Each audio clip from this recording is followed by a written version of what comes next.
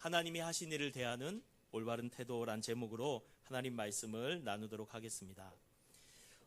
2017년도에 이탈리아 베니스 마라톤 대회가 있었습니다. 이 대회에서 25km 지점까지 7명의 선두 그룹이 굉장히 빠른 페이스로 선두를 이어가면서 1등부터 7등까지 달리고 있었습니다. 근데 마라톤을 할 때 우리가 그냥 가는 것 같지만 앞에 오토바이 한 대가 그 마라토너들이 가는 길을 안내를 합니다. 이렇게 그럼 그 오토바이를 보고 마라토너들이 이렇게 달려가는 거예요. 근데 1등부터 7등까지 굉장히 빠른 페이스로 막 달려가는데 갑자기 오토바이가 길을 잘못 들은 거예요. 그래서 1등부터 7등까지 엉뚱한 길로 가버렸어요. 다른 길로. 한참 가다가 이 길이 아니네. 그리고 다시 돌아오는데 뒤에 따라오던 선수가 좀 늦었지만 바른 길로 계속 달려서 결국 뒤에 따라온 선수가 우승을 했다고 합니다. 얼마나 안타까워요. 바른 길로 갔다면, 바른 길로 제대로만 갔다면 1등 할 수 있었을 텐데 참으로 우리 신앙에도 이런 일이 벌어지는 줄 믿습니다. 무조건 빨리, 무조건 열심히보다 더 중요한 것은 바른 길로 가야 될 줄로 믿습니다. 속도보다 방향이 더 중요한 줄로 믿습니다. 아무리 빨리 달리더라도 잘못된 길로 들어서면 큰 낭패를 보게 되는 것입니다. 오늘 본문에도 동일한 것을 말씀하고 있습니다. 유대인 그리스도인들이 베드로를 비판하면서 하나님이 보여주신 바른 길로 가는 게 아니라 잘못된 길을 고집하면서 달려가는 이야기가 오늘 우리가 읽은 본문의 내용입니다. 오늘 이 이야기를 통해서 하나님이 우리에게 주시는 교훈 3가지를 살펴보고자 합니다. 우리가 연속 강해로 사도행전을 쭉 살펴보고 있는데 오늘 이 11장의 순서가 되었습니다. 오늘 본문을 통해서 주시는 첫 번째 교훈은 내 기준으로 판단하지 마라입니다. 따라하겠습니다. 내 기준으로 판단하지 마라. 오늘 본문 1절에서는 이렇게 말합니다. 유대에 있는 사도들과 형제들이 이방인들도 하나님의 말씀을 받았다함을 들었더니, 아주 기쁜 소식이죠. 유대에 있는 그리스도인들이 베드로가 복음을 전했습니다. 고넬료 집에 복음을 전했는데 그들이 예수님을 믿고 세례를 받고 며칠을 더 유예달라고 해서 함께 유하면서 밥도 먹고 교제도 했던 거예요. 이 소식을 유대에 있는 그리스도인들이 들었습니다. 얼마나 기쁜 소식입니까? 하나님이 이방인도 구원하셨구나. 이렇게 기쁘게 반응해야 되는데 그들의 반응은 달랐습니다. 2절 말씀 보겠습니다. 2절. 베드로가 예루살렘에 올라갔을 때에 할례자들이 비난하여. 베드로가 예루살렘에 돌아왔어요. 그런데 할례 받은 이 유대인 그리스도인들이 뭐 했어요? 아이고 잘했다. 아이고 수고했다. 먼 길 다녀왔네. 큰 역사를 보았구나. 이랬습니까? 아니요. 비난했어요. 왜 비난했을까요? 3절에 그 내용이 나옵니다. 우리 3절 다 같이 읽어볼까요? 시작. 이르되 내가 무할라의 자의 집에 들어가 함께 먹었다 하니. 비난의 내용이 뭐예요? 너가 유대인이 어떻게 이방인 집에 들어가서 이방인하고 같이 밥을 먹을 수가 있냐? 하고 비난을 한 겁니다. 당시 그 유대인들은 율법에는 이런 내용이 없어요. 같이 먹고 안 먹고. 그런데 유대인 장로들의 전통, 이 랍비들의 전통에는 이방인하고 같이 밥 먹어도 안 되는 거예요. 그 전통을 가지고 하나님의 놀라운 역사가 일어났는데 그 역사의 길을 따라가는 게 아니라 자기 전통을 가지고 고집하고 판단하고 비난하고 공격했던 겁니다. 유대인의 전통에는 이런 게 없다. 지금 기준이 누구입니까? 하나님입니까? 자기 자신입니까? 자기 자신입니다. 하나님의 역사가 있으면 하나님의 길을 따라가야 되는데 자기의 고집과 자기의 익숙한 것과 자기 생각을 따라가는 거예요. 자기가 기준이 된 겁니다. 사랑하는 성도님들, 우리의 기준은 내 자신이 아니라 하나님이 되어야 될 줄로 믿습니다. 우리 삶에 일어난 모든 상황들, 모든 문제들, 모든 이해되지 않는 일들, 기준이 누구다? 내가 아니라 하나님. 하나님을 기준으로 삼기를 주님의 이름으로 축복합니다. 우리도 신앙생활하면 이 초대교회 같은 일들이 일어납니다. 무슨 일이 일어나죠? 저건 좀 아닌 것 같은데, 전에는 그렇게 안 했는데, 내 생각은 다른데. 누가 기준이에요? 자기가 기준이에요. 자기가 기준으로 일어나는 이해되지 않는 일들과 상황들과 문제들을 판단해서는 안 됩니다. 우리가 이해되지 않는 일들과 상황과 문제를 만날 때 우리는 하나님께 질문해야 될 줄로 믿습니다. 판단을 미루고 하나님, 도대체 왜 이런 일이 생기는 것입니까? 하나님의 뜻이 무엇입니까?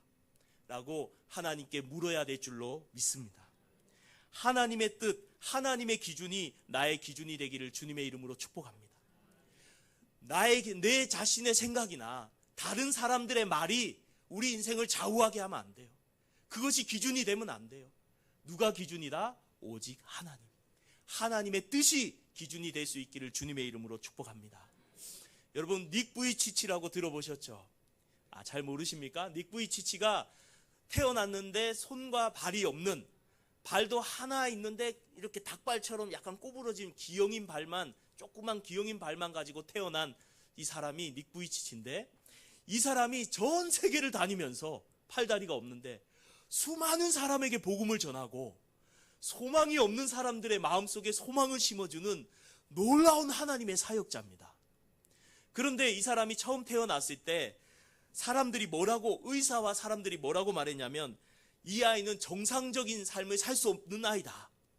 이 아이는 부모한테 평생 짐이 될 아이다. 그렇게 판단을 했습니다. 넌 제대로 삶을 살 수 없다. 넌 팔다리가 없잖아.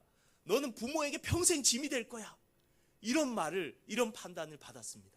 이 닉 부이치치 자신도 커가면서 학교에서 계속 조롱을 당하니까 나는 쓸모없는 존재야. 하나님이 나를 만들다가 실수해가지고 만들어진 게 내야.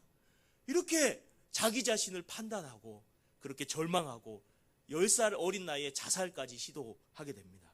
그런데 이 닉 부이치치가 무엇을 읽었냐면 성경을 읽기 시작했어요. 이 성경 말씀을 읽다가 하나님의 뜻을 깨닫게 됩니다.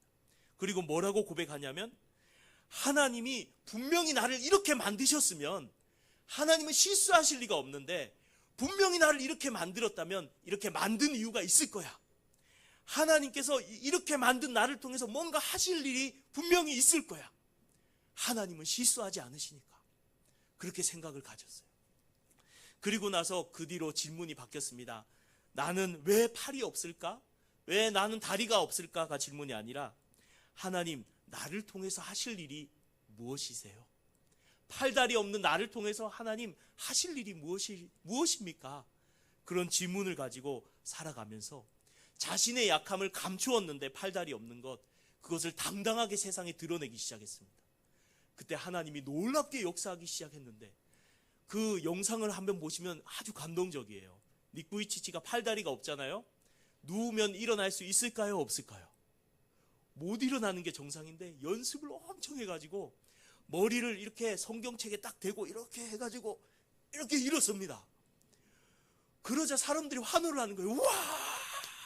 그러면서 하는 말이, 하나님은 실수하지 않습니다. 내게 없는 것으로 불평하지 말고 하나님이 내게 주신 것이 무엇인가 찾으십시오.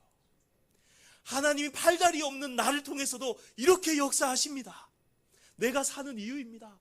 라고 막 복음을 전하고 희망을 전하니까 정말 큰 절망과 어려움에 있던 사람들이, 우와, 팔다리 없는 사람도 저렇게 잘 사는데, 우와, 팔다리가 없어도 하나님이 만드신 이유가 있는데, 나는 팔다리가 다 있잖아.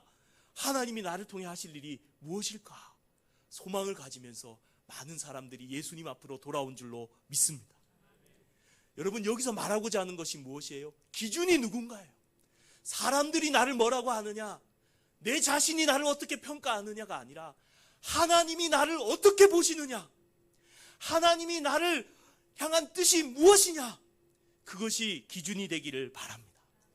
하나님의 뜻을 기준으로 삼을 때 우리의 삶은 놀랍게 변화될 줄로 믿습니다. 두 번째, 오늘 본문을 통해서 주시는 말씀은요, 말씀과 성령으로 분별하라입니다. 말씀과 성령으로 분별하라. 하나님이 기준이라 했는데, 하나님의 뜻이 기준이라 했는데, 그러면 하나님의 뜻을 어떻게 알 수 있을까요? 따라하겠습니다. 말씀과 성령으로 알 수 있습니다. 믿습니까? 하나님의 뜻은요, 말씀과 성령으로 아는 거예요. 오늘 본문에 보면 4절에 이렇게 말합니다. 4절 한번 같이 읽어볼까요? 시작. 베드로가 그들에게 이 일을 차례로 설명하여. 아멘. 뒤에 내용이 기니까 제가 설명을 드릴게요. 베드로를 비난했을 때 베드로가 어떻게 했습니까? 맞섰습니까? 더 큰 목소리를 내면서 소리 질렀습니까? 내가 왜 틀렸는데 이러면서 막 싸웠습니까? 아니에요. 베드로는 자세하게 설명을 해줬습니다. 뭐라고 설명했냐면 모든 사건이 하나님의 말씀으로부터 시작되었다는 것을 말합니다. 베드로가 기도하고 있는데 보자기 같은 게 쫙 내려오더니 부정한 음식이 보이는데 하나님이 잡아먹어라 라고 말씀하셨다. 그래서 나는 깨끗하지 않은 거, 속되지 않은 거 먹을 수 없습니다 하니까 하나님께서 또다시 말씀하셨다. 하나님이 깨끗게 하신 것을 속되다고 내가 말하지 말라. 하나님이 3번씩이나 말씀하셨다. 마침 그때 하나님의 말씀이 이렇게 임할 때에 이방 사람들이, 고넬료가 보낸 이방 사람들이 찾아왔고 그때 성령님께서 또 말씀하셨다. 저 사람들과 함께 가라. 하나님의 말씀을 따라서 나는 간 거다 라고 베드로가 말한 줄로 믿습니다. 사랑하는 성도님들, 우리 삶의 기준이 무엇이 되어야 될까요? 오직 하나님의 말씀이 되어야 될 줄로 믿습니다. 말씀을 따라 갔는데 어떤 역사가 일어났어요? 15절 말씀을 보겠습니다. 15절에 보면 내가 말을 시작할 때에 성령이 그들에게 임하시기를 처음 우리에게 하신 것과 같이 하는지라. 아멘. 베드로가 가서 하나님 말씀 복음을 전했더니 우리에게 성령이 충만하게 오순절날 임한 것처럼 똑같이 이방인에게도 성령이 임하셨다. 성령의 역사가 있었다. 말씀이 확실한 증거고 또한 성령의 역사가 증거다 라고 말하는 겁니다. 그러면서 17절 굉장히 중요하니까 같이 읽겠습니다. 17절 다 같이 시작. 그런즉 하나님이 그들에게 있는 그들과 같이 선물을 주셨으니 내가 누구이기에 하나님을 능히 막겠느냐 하더라. 아멘. 베드로가 말하는 거예요. 내가 하나님이 말씀해가지고 이방인에게 갔고 성령님이 말씀해가지고 갔다. 그런데 성령께서 충만하게 임하시고 그들이 다 예수님을 믿는 역사, 변화의 역사가 있었다. 내가 누구이기에 하나님을 막겠느냐. 하나님이 하셨는데 내가 어떻게 막냐 라고 베드로가 고백한 줄로 믿습니다. 사랑하는 성도님들, 우리가 우리의 삶에 일어나는 이해되지 않는 많은 일들이 있죠. 또 내가 봐도 아무리 이해되지 않는 사람이 있죠. 또 여러 상황이 있고 또 우리 교회를 봐도 어떨 때는 이해가 안 될 때가 있죠. 우리 가정을 봐도 그렇고요. 이해되지 않는 그 모든 일들 속에서 우리가 내 생각으로 판단하는 게 아니라, 내 기준으로 평가하는 게 아니라, 내 익숙한 것으로 관습으로 평가하는 것이 아니라 하나님을 기준으로 평가해야 될 줄 믿습니다. 하나님의 기준, 하나님의 뜻은 어떻게 안다고 그랬죠? 말씀과 성령으로 알게 되는 줄 믿습니다. 하나님은 성경을 우리에게 주셨어요. 이 성경의 말씀을 통해서 하나님의 뜻이 무엇일까 분별할 수 있기를 주님의 이름으로 축복합니다. 뿐만 아니라 일어나는 성령의 역사에 의해서 지금 성령님이 역사하고 있구나, 그것을 보면서 하나님의 뜻을 분별할 수 있기를 바랍니다. 베드로가 이 2가지 증거로서 전거하고 있는 것입니다. 우리는 내 느낌이나 내 기분이나 내 생각이 아닌 말씀과 성령으로 하나님의 뜻을 분별하며 살아갈 수 있기를 주님의 이름으로 축복합니다. 세상에 많은 살다 보면 유혹들이 오잖아요. 순간 헷갈려요. 이거 조금만 하면 나한테 엄청 유익인데 근데 거짓이야, 하는 행동. 하나님 기뻐하실까요? 안 하실까요? 하나님 뜻일까요? 아닐까요? 하나님 거짓을 싫어하세요. 그게 거짓됐다면 그 길로 가면 안 됩니다. 주의 말씀을 기준으로 해서 항상 주님 말씀을 따라 분별하고 걸어갈 수 있기를 주님의 이름으로 축복합니다. 중국 선교의 아버지라고 불리는 허드슨 테일러라는 경건한 선교사님이 19세기에 살았습니다. 그 선교사님이 중국 선교를 시작할 때 아주 충격적인 일들로 사역을 시작했어요. 뭘 했냐면은 중국 사람이 그 당시에는 서양 선교사가 가면 서양 옷 입고 그대로 서양 생활로 살았는데 최초로 이 허드슨 테일러 선교사님이 변발을 했어요. 머리를 밀고 중국 헤어스타일로 머리를 따서 옷도 중국 옷을 입었어요. 음식도 중국 음식을 먹었어요. 집도 중국 사람 문화에서 살아서 중국 집에 살았어요. 선교사님이 너 벨라다. 품위 없게 그게 뭐냐.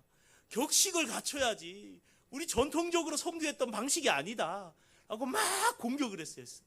그런데 허드슨 테일러 선교사님이 그 전에 어떤 일이 있었냐면 중국인을 그리스도인께로 인도하려면 그들 곁에 가까이 다가가야 되는 게 아닌가, 그 고민을 놓고 기도하고 말씀 보고 하나님 어떻게 해야 됩니까? 하나님 뜻을 찾기 시작했는데 이 말씀에 딱 부딪혔어요.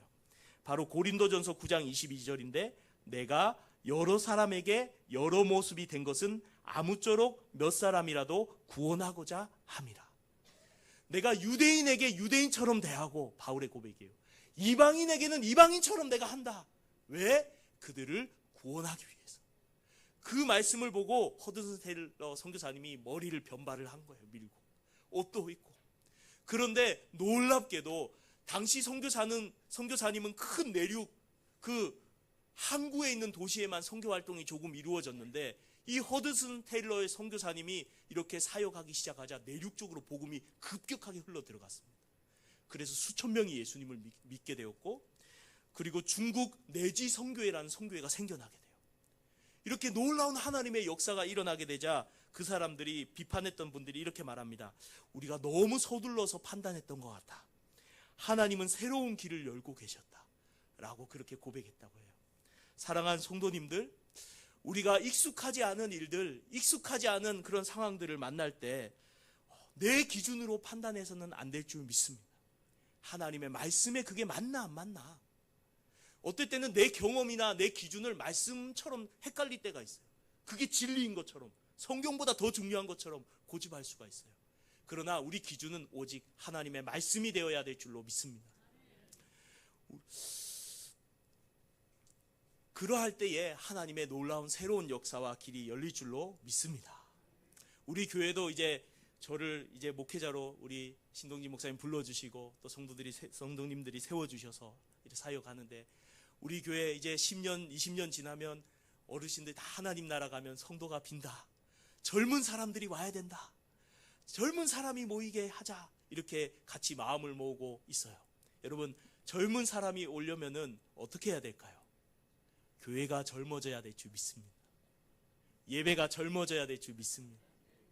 교회 모든 시스템이나 모든 장소나 모든 것들, 찬양조차도 젊어져야 될 줄 믿습니다. 젊어지면 어떻게 해야 돼요? 변화가 일어나야 돼요. 변화가. 바꿔야 되는 거예요. 근데 익숙한 거를 바꾸는 게 쉬울까요? 어려울까요? 어려워요. 불편해요. 싫어요. 저도 익숙한 게 좋아요. 그렇지만 젊은 영혼들, 또 젊은 사람들을 예수님을 믿고 주님께로 이끌기 위해서는 불편하더라도 우리가 그 불편을 조금 감수해야 될 줄 믿습니다. 성경의 진리에 어긋나지 않는다면, 하나님의 말씀에 어긋나지 않는다면, 그리고 그것을 통해 성령의 은혜와 역사가 나타난다면 우리는 과감하게 변화를 주어야 될 줄 믿습니다. 제가 그 이전에 섬겼던 교회 목사님이, 저는 못 가봤는데 유럽의 교회들 현지 탐방을 갔어요. 전통적으로 아주 유명한 스펄전 목사님, 중요한 부흥을 일으켰던 로이드 존스 목사님, 그런 큰 교회들을 다 투어하고, 그리고 그 교회에 부흥하는 교회들도 다 투어를 해서 저에게 알려주시더라고요. 박 목사 엑기스를 알려줄게. 유럽 교회가 다 술집으로 많은 교회들이 바뀌고 문 닫고 막 이슬람 사원이 되는 그런 상황 속에서 전통적인 양식을 따라가는, 전통적인 예배를 따라가는 교회는 지금 다 수가 굉장히 줄고 어르신들만 몇 분 있고 문 닫고 있다. 그런데 부흥하는 교회가, 그 중에서도 유럽에서도 부흥하는 교회가 있다는 거예요. 영국에서도. 그래서 부흥하는 교회는 왜 부흥하나 갔더니 젊은이들이 넘쳐나요. 그 예배 분위기가 전통적인 분위기가 아닌 거예요.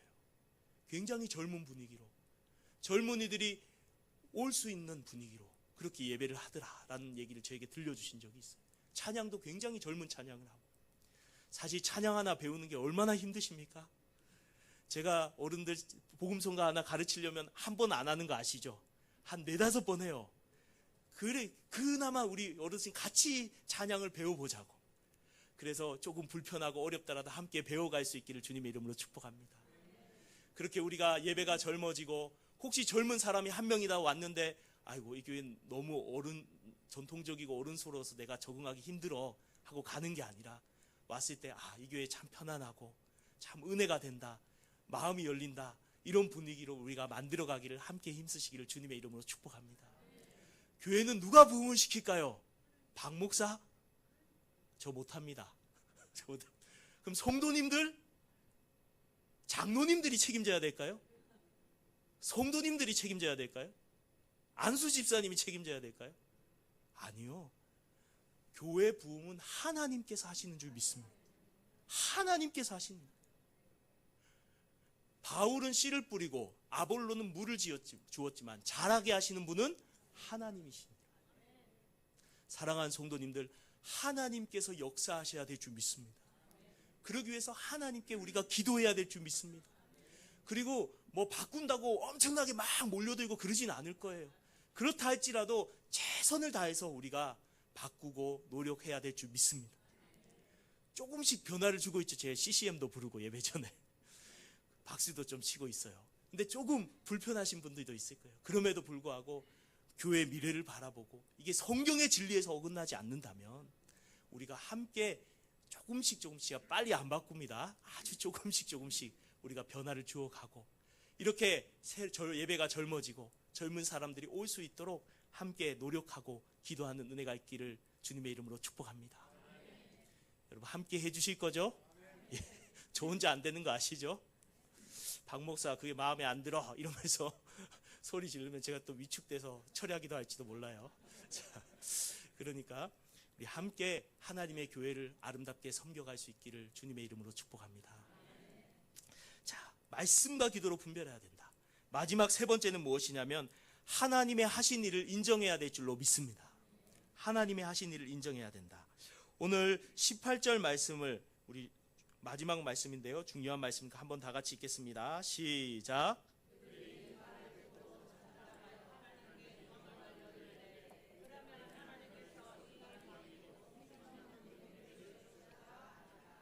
아멘. 자, 베드로가 뭐라고 앞에서 고백했어요? 내가 하나님 말씀을 따라 가서 복음을 전했더니 성령이 임했다. 하나님이 하신 일이다. 말씀과 성령으로 증거를 해버리니까 불평을 막 하던 사람들이 잠잠해졌어요. 그리고 뭐 했어요? 찬양을 합니다.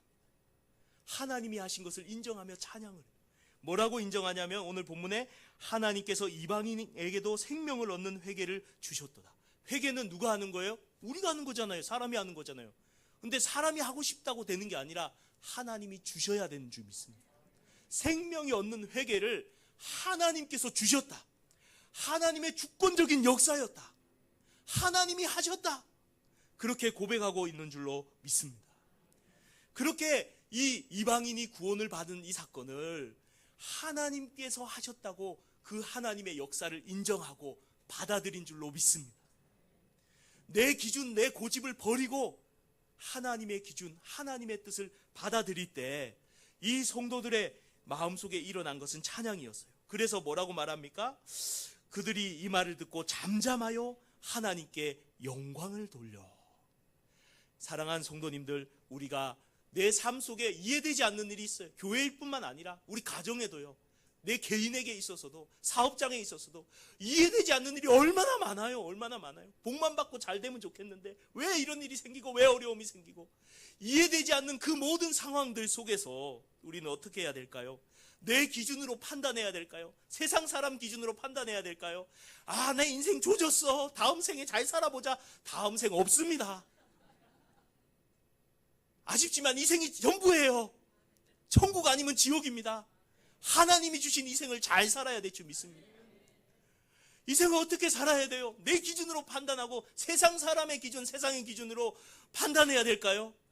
물질로, 명예로, 권력으로 판단해야 될까요? 아니에요. 하나님이 보시기에 기뻐하는 사람이 되어야 될 줄 믿습니다. 하나님이 기준이 되어야 될 줄 믿습니다. 하나님의 기준, 하나님의 말씀으로 내 자신이 나의 삶을, 내게 일어난 상황을, 다른 사람들을, 교회를 보고 하나님께 묻고 판단해야 될 줄 믿습니다. 하나님, 이해가 안 돼요. 무슨 뜻이에요? 하나님, 내 마음으로 용납이 안 되지만 하나님의 선한 뜻이 있을 줄 믿습니다. 하나님 가르쳐 주세요. 그러면서 말씀 가운데, 성령 가운데 하나님의 뜻을 찾아갈 수 있기를 주님의 이름으로 축복합니다. 세상 기준, 내 기준으로는 절망이지만 하나님의 기준을 깨닫고 그것을 깨달았다면 받아들일 수 있기를 바랍니다. 하나님이 하셨다. 인정할 수 있기를 바랍니다. 내 삶에 일어난 불행조차도 하나님은 선하시고 계획이 있으시다. 하나님 믿습니다. 하나님께서 하셨습니다. 하나님 받아들입니다. 주님 선한 뜻을 이루어 주옵소서. 하나님의 뜻으로 받아들일 때 우리 믿음은 성숙하게 될 줄 믿습니다. 우리 있으면 믿음의 고백이 나올 줄 믿습니다. 우리 입술에 찬양이 나올 줄 믿습니다. 하나님의 하신 그 일들을 겸손하게 받아들이고 인정할 수 있는 우리 성도님들이 되시기 바랍니다. 나는 인정할 수 없어, 나는 받아들일 수 없어, 이러면 계속 불행해져요. 하나님의 주권과 그 뜻을 받아들일 때 우리의 믿음이 놀랍게 자라게 되는 줄 믿습니다. 여러분 잘 아시잖아요. 나아만 장군 아시죠? 나아만 장군이 큰 용사였는데 결점이 하나 있었어요. 뭐였어요? 나병이 있었어요. 그래서 이스라엘의 선지자가 있다 해서 나병을 고치러 많은 보화를 가지고 찾아갔습니다. 그래서 선지자가 나와서 엘리사가 손을 얹고 이렇게 손을 막 흔들고 기도하거나 안수하거나 해서 고쳐줄 줄 알았는데 얼굴도 코빼기도 안 보여. 하는 말이 저 앞에 요단강에 7번 씻고 가세요? 이러는 거예요. 공무원 같이. 열받아요, 안 받아요? 공무원도 친절하게 안 합니다. 씻고 가세요 그러는 거예요. 그래서 굉장히 불쾌했습니다. 이 단순한 말에 자존심이 상해버려서 안 가려고 화를 내다가 나아만이 뉘우치고 가서 씻고 어떻게 됩니까? 깨끗하게 낫죠. 그리고 나아만이 뭐라 고백합니까? 이제 이스라엘 외에는 온 천하에 신이 없는 줄 알았노라. 하나님만이 참된 신임을 인정합니다. 여러분 우리가 참으로 내 머리로 이해가 안 되고 자존심이 받아들일 수 없는 상황이라 하더라도 하나님의 뜻을 받아들일 수 있기를 바랍니다. 인정할 수 있기를 바랍니다. 내 생각과 달라도. 나아만 장군은 하나님의 능력을 의심하지 않았어요. 거 가면 낫는다는 걸 믿었기 때문에 거기까지 왔어요. 능력을 의심한 게 아니라 하나님의 방식을 인정하지 못한 거예요. 사랑하는 성도님들, 내 생각과 다른 방식으로 하나님은 일할 수 있음을 믿으시기 바랍니다. 나는 A란 길로 정도로 좋은 길로만 쭉 가면 좋겠는데 하나님은 정말 험난한 B길로 인도할 수 있어요, 없어요? 있어요. 그런데 그 길이 망하는 길인가요? 힘들고 어렵지만 그 길을 지나면서 또 지나고 나서 우리는 깨닫게 됩니다. 하나님의 놀라운 계획이 있었구나. 그 험난했기 때문에 내가 하나님의 은혜를 더 경험하게 되었구나. 그 험난했기 때문에 내가 세상으로 가지 않고 하나님 끝까지 붙들었구나. 험난했기 때문에 내가 눈물로 기도할 수밖에 없었구나. 그래서 성령 충만을 받았고 그래서 주님 손잡고 지금까지 걸어올 수 있었구나. 하나님의 뜻이군요. 하나님의 뜻임을 내가 인정하고 받아들입니다. 주님의 계획은 너무나 크고 높으십니다. 주여 영광, 영광, 영광을 받아 주옵소서. 그렇게 성숙한 신앙으로 나아가게 되는 줄로 믿습니다. 지금 이 자리에 받아들일 수 없는 상황에 처하신 분들이 계실 거예요. 그럼에도 불구하고 하나님의 일하심을 인정하시기를 바랍니다. 받아들일 수 있기를 바랍니다. 그때 하나님의 놀라운 역사와 은혜가 우리 삶 가운데 넘치게 될 줄로 믿습니다. 말씀을 맺겠습니다. 오늘 3가지 말씀을 말했어요. 내가 기준으로 판단해서는 안 된다. 첫째로, 내가 기준이 아니라 누가 기준이다? 하나님이 기준이다. 하나님 말씀이 기준이다. 그럼 하나님의 그 말씀, 하나님의 뜻을 어떻게 알 수 있나? 말씀과 성령으로 하나님의 뜻을 알 수 있는 줄 믿습니다. 하나님의 뜻이 알았다 하더라도 그걸 받아들이기가 쉽지 않아요. 하지만 믿음으로 받아들일 수 있길 바랍니다. 주님의 뜻이군요. 주님의 역사군요. 내 삶에 일어난 불행과 어려움조차도 선하신 하나님의 뜻임을 받아들입니다. 나의 주인이시니 선하신 분이시니 내 인생을 주님께서 선하게 이끌어 주옵소서. 그렇게 받아들임으로 믿음으로 고백할 때에 하나님은 더 놀라운 믿음의 세계로 우리를 끌어올려 주실 줄 믿습니다. 더 놀라운 찬양의 고백을 드리게 하실 줄로 믿습니다.